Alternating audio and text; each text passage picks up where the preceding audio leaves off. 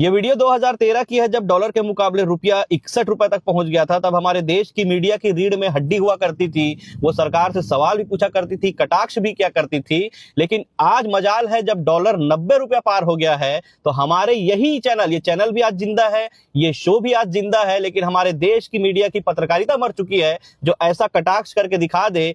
उस समय तत्कालीन प्रधानमंत्री मनमोहन सिंह और वित्त मंत्री पी चिदंबरम को लेकर यह कार्टून बनाया गया था। आज अगर इस देश की मीडिया वाकई एक बाप की औलाद है, तो ऐसा एक कटाक्ष माननीय प्रधानमंत्री, यशस्वी प्रधानमंत्री नरेंद्र मोदी और वित्त मंत्री निर्मला सीतारमण पर बना के दिखाए। और आज जब डॉलर के मुकाबले रुपया 90 पार हो गया, तो हमारे देश की मीडिया क्या खबर चला रही पता है आपको?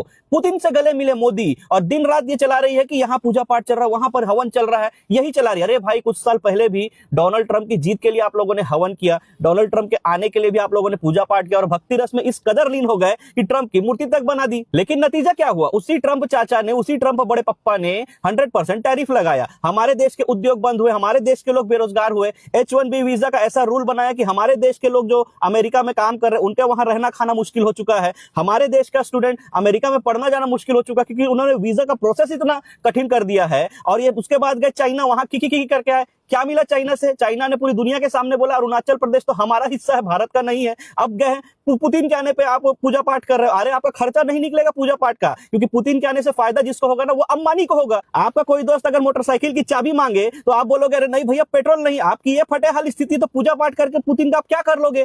फायदा होगा अंबानी को। तो पूजा पाठ भक्ति रस में आप क्यों लीन है? मैंने सुना है पुतिन जिस देश में जाते हैं, उस देश से में वो जब अपना मल निकालते हैं, अपनी टट्टी जब वहां करते हैं, तो वो मल को वो लेकर वापिस रशिया जाते हैं। मैं उनसे निवेदन करता हूं कि वो अपना मल भारत में छोड़कर जाए, क्योंकि यहाँ पर भक्ति रस में जो लीन लोग हैं ना, वो पहले ट्रंप का मल, ट्रंप की टट्टी खा चुके हैं, चाइना की टट्टी खा चुके हैं। अब रशिया की टट्टी का भी स्वाद उन्हें पता चले ना, थोड़ा चाट चाट कर वो खाए, ताकि पता लगा सके कि अमेरिका की टट्टी में और रशिया की टट्टी में क्या फर्क है। भक्ति रस का क्या मतलब है आपका इतना पर भक्ति रस करने का कि आप पुतिन की टट्टी तक नहीं खा सके? इसीलिए गोदी मीडिया, बीजेपी और उनका IT सेल देश के हर गंभीर और जरूरी मुद्दों को भक्ति रस में डुबाकर धार्मिक भावनाएं आहत हो रही है। संस्कृति, धर्म, इन सब चीजों की आड़ में जरूरी मुद्दों से बचना और उसके पीछे छुपना बंद करें। और गोदी मीडिया के दलाल पत्रकार, बीजेपी के IT सेल वालों का घर भक्ति रस में डालकर भी चल जाएगा, क्योंकि उनका घर उसी से ही चल रहा है। लेकिन आप कभी ट्रंप के लिए, कभी पुतिन के लिए घंटी बजाने से, हवन करने से आपका घर नहीं चलने वाला। आपके पूजा पाठ का खर्चा भी ये लोग नहीं देने वाले हैं, आपसे वो 10 गुना वसूल लेंगे।